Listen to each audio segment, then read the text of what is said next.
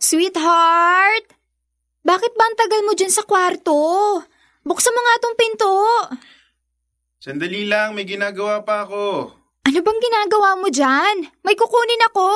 Oo, ito na. Huwag mo naman akong madaliin.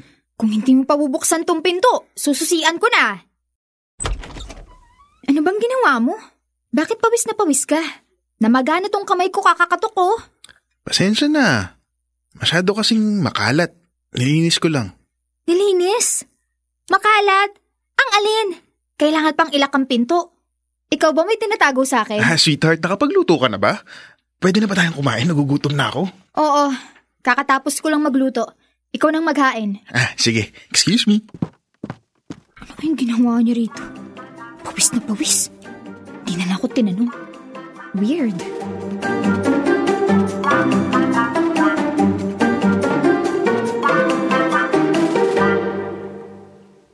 Sweetheart, hindi mo ba naaamoy ang bago kong pabango? Bagay ba sa akin? Ayos naman. Pwede mo ba akong lagyan ng lotion sa buong katawan? Bakit ako pa? Kaya mo namang gawing mag-isa yan. Ito naman, parang bago ng bago. Hindi mo pa rin ba makuha na may gusto akong mangyari? Sweetheart, huy. Maghunos dili ka nga. Baka marinig tayo ng anak mo. Mahimbing na ang tulog. Kaya kahit maghuhumiyaw pa ako sa sarap, walang makakarinig. Sweetheart, pwede bang next time na lang? Baka next week, kapag hindi na ako masyadong pagod. Next week na naman? Yan rin ang sinabi mo sa akin last week. Ilang next week pa ba? Ang hirap naman magpa-appointment sa'yo. Siguro hindi ka na nagagandahan sa akin. Siguro may iba ka na. Ito naman, nagtatampo ka agad. Sige na, maliligo lang ako at nakakahiya naman sa sweetheart kung ubod ng bango. Gusto mo bang i-scrub ko yung likod mo? Hindi na. Saglit lang ako para matupad na ang kahilingan mo.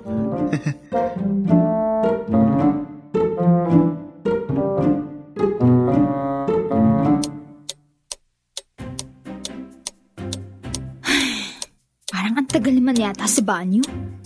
Inaantok na ako.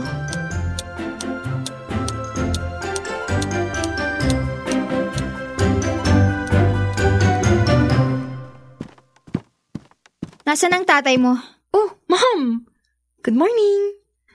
Kanina pa po siya umalis. Bakit? Hindi po ba nagpaalam? Ay, naku. Nakatulog na ako kakahintay sa kanya. Pinanis niyang ganda ko. Ano po bang ginawa ni Dad at ang aga mong bad trip? Pinaasa na naman ako sa wala. Kakainis.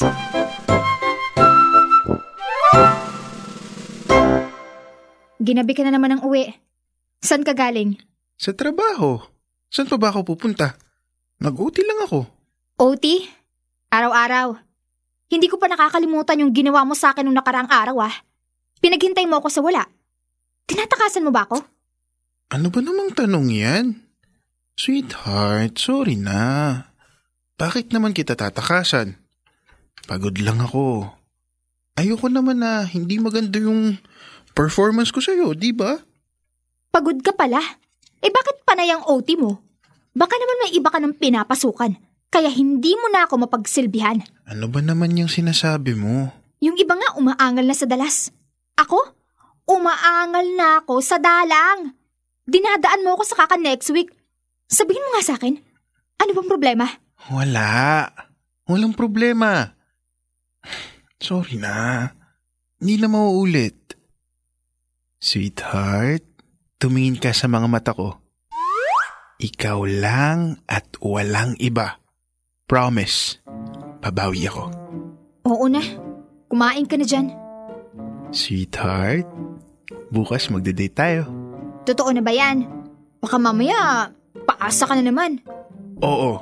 Pag hindi ko ginawa, kahit hindi mo ako kausapin ng isang buwan. Okay. I love you, sweetheart. I love you too.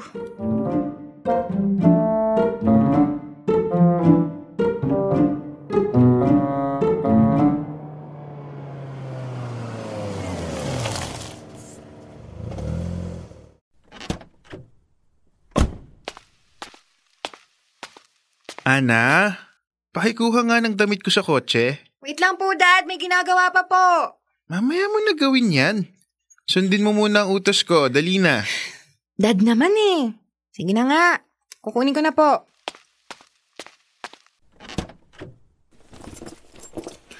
Nasaan na ba yung bag na yun? Ayun. Teka, ano to? Lipstick? Hindi naman to kay Mami ah. So, kanino to? Ang tagal mo naman. Nasaan na yung pinapakuha ko? Ito po.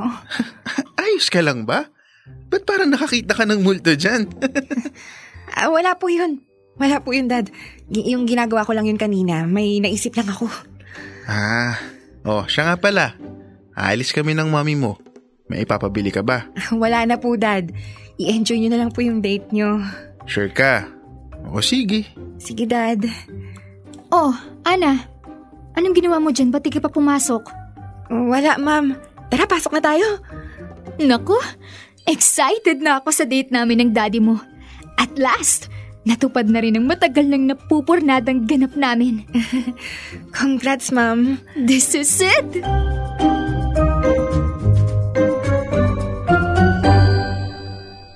Dear love, nasaya naman ako dahil may katagalan na din ang huling mag-date kami na kami lang mag-asawa.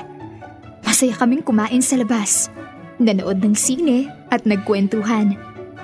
Pero ang aking pinaka-aasam-asam na pagiging isa ng mag-asawa ay hindi nagkaroon ng katotohanan. Ang inaasahan kong main course ay hindi na-serve. In short, walang tunay na ganap.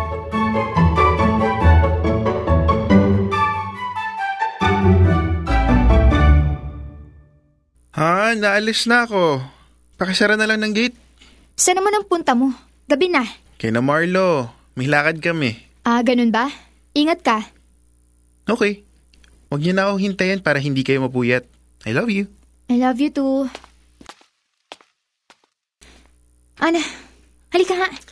Bakit po, Ma'am? Tawagan mo nga si Marlo. Yung katrabaho ng daddy mo. Bakit po? Ano pong meron? Basta, tawagan mo na lang. Okay po. Ito na po, nagiring na, Ma'am. Uy, Catherine, napatawag ka. Hello, Marlo. Saan nga ang lakad niyo ngayon ni Conrad? Wala naman akong naaalalang may lakad kami. Baka may ibang kasama. Ikaw kasing sinabi niyang kasama niya. Loko ko talaga yun. Pasensya na pero wala talaga akong idea kung nasan siya ngayon. Oh, sige, salamat. Walang anuman. Bye.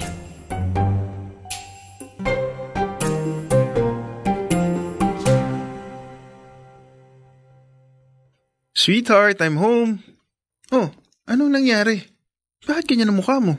Ask yourself! Ay, ano na namang ginawa ko? Nagmamaang-maangan ka pa? Tinawagan ko si Marlo at sure siya na hindi siyang kasama mo. At wala siyang alam kung nasang lupalop ka. Hindi ka na nahiya? Anak mo pang nakakita ng lipstick at tibak na to sa kotse mo? Ang kapal na mukha mong mambabae? Kaya pala wala kang gana sa akin? Hayop ka! It's not what you think. Please, let me explain. Sige, ipaliwanag mo kung anong ibig sabihin ng lahat ng to. Wala akong babae. Magsisinungaling ka pa?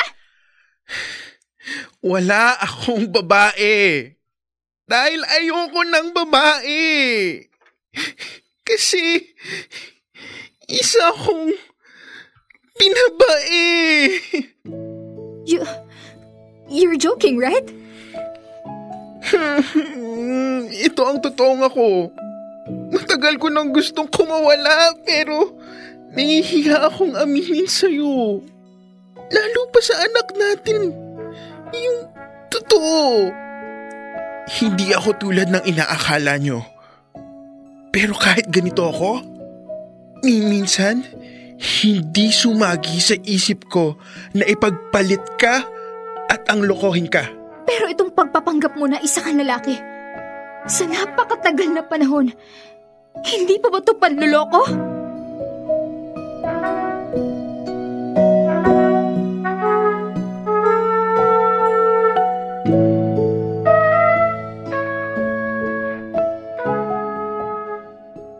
Dear love, sadya nga yatang walang lihim na hindi nabubunyag.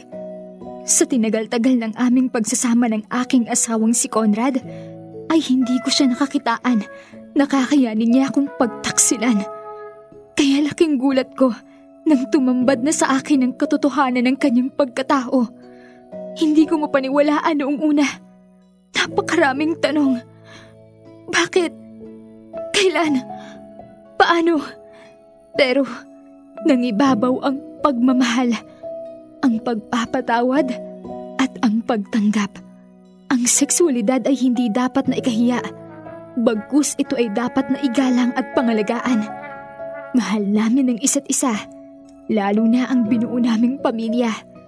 At palagay ko ay sapat na yun para ipagpatuloy namin ang masaya naming pagsasama.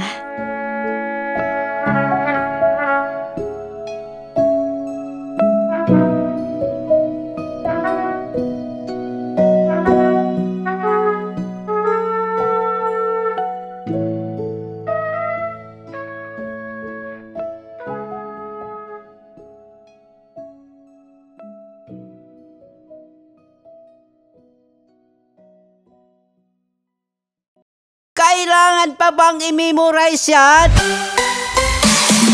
Love Radio Basic!